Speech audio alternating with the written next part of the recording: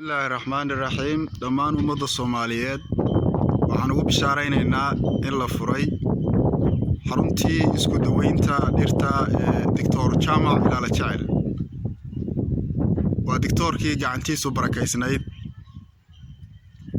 ee aad ka heli jirteen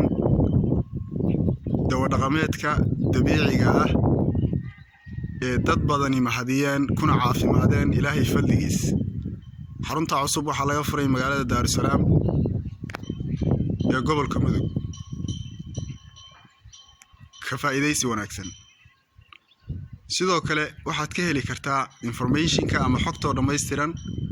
lambarada shaashada ku qoran sidoo kale waxaad ka daawan kartaa barta YouTube-ka oo ku leeyahay Dr. Jamac Ilaala Jacel at YouTube ayaad ka daalacan kartaa